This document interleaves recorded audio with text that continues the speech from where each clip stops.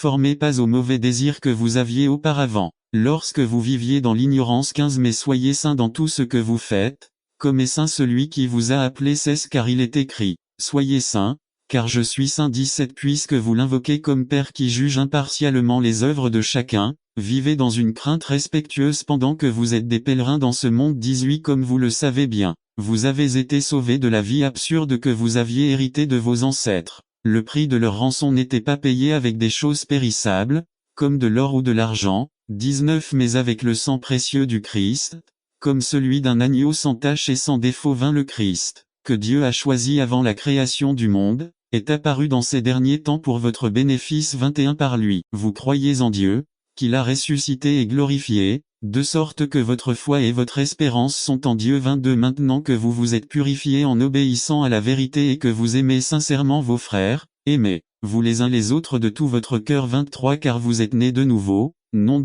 une semence périssable, mais d'une semence impérissable, par la parole vivante et permanente de Dieu 24 car tout mortel est comme l'herbe, et toute sa gloire est comme la fleur des champs, l'herbe sèche et la fleur tombe, 25 mais la parole du Seigneur demeure pour toujours. Toi 1 Pierre 2 en abandonnant donc tout mal et toute tromperie, hypocrisie, envie et toute calomnie, 2 comme des nouveau-nés, désirez le lait pur de la parole, ainsi, grâce à elle, vous grandirez dans votre salut. 3 Maintenant que vous avez goûté à quel point le Seigneur est bon, LSG nous ne pouvons pas rester comme des enfants, nous devons apprendre à nous approfondir pour pouvoir supporter l'épreuve et pouvoir apprécier et vivre le meilleur de Dieu. Comment pouvons-nous aller plus profondément dans le Seigneur? Aujourd'hui, je veux partager 4 façons dont nous devons aller plus profondément nous devons aller plus profondément mentalement. N'attendez pas qu'il soit trop tard. Devenez membre de la chaîne Today et bénéficiez de réconfort et de soutien dans les moments difficiles. Cliquez sur le lien dans la description de la vidéo.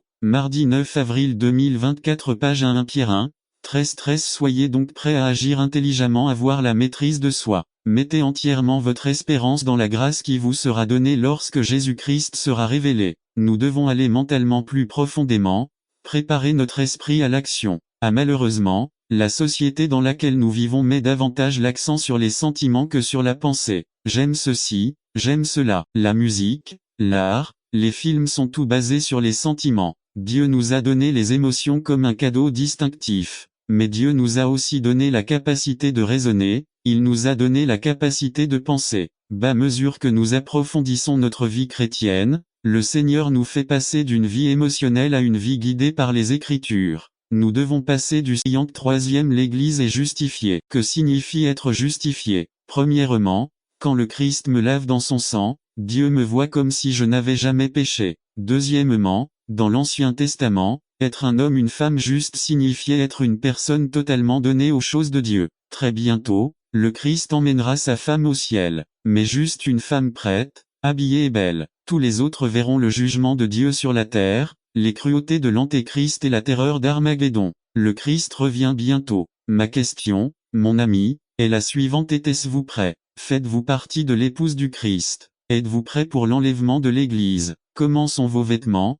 Propres et brillants. N'attendez pas qu'il soit trop tard. Devenez membre de la chaîne Today et bénéficiez de réconfort et de soutien dans les moments difficiles. Cliquez sur le lien dans la description de la vidéo. Mardi 9 avril 2024 page 3. La bonne nouvelle est qu'il est encore temps, le Christ est là pour vous servir. N'attendez pas qu'il soit trop tard. Devenez membre de la chaîne Today et bénéficiez de réconfort et de soutien dans les moments difficiles. Cliquez sur le lien dans la description de la vidéo. Mardi 9 avril 2024 page 4. Je veux la bénédiction de Dieu. Résumé. Parler d'argent à l'église est toujours difficile. Cela ne devrait pas être comme ça, mais c'est le cas. Jésus a beaucoup parlé d'argent et de biens. Un verset sur 6 dans le Nouveau Testament a à voir avec l'argent, alors c'est parti. Par Dan Campbell. Je veux la bénédiction de Dieu. Parler d'argent à l'église est toujours difficile. Cela ne devrait pas être comme ça, mais c'est le cas. Jésus a beaucoup parlé d'argent et de biens. Un verset sur 6 dans le Nouveau Testament a à voir avec l'argent, alors c'est parti.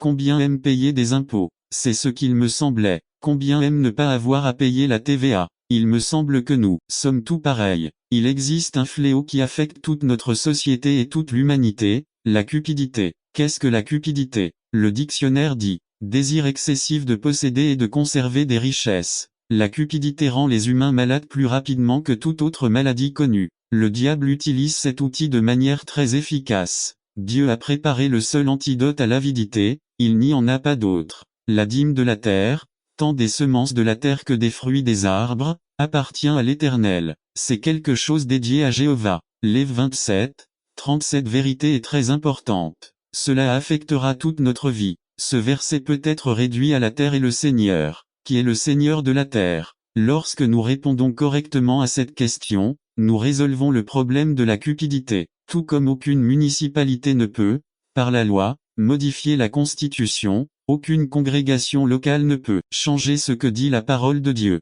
L'homme est le locataire, Dieu est le propriétaire. L'homme est responsable devant Dieu. Cette loi est plus grande que vous et moi. Cette loi de Dieu nous bénit ou nous maudit. Que veux-tu? La bénédiction de Dieu ou la malédiction de Dieu? Ce n'est pas difficile de décider un. La dîme est la loi de Dieu. Le prophète Malachi dit au peuple, « Revenez à moi, et je reviendrai vers vous, dit l'Éternel des armées. » Mais vous avez dit, « Qu'avons-nous? N'attendez pas qu'il soit trop tard. Devenez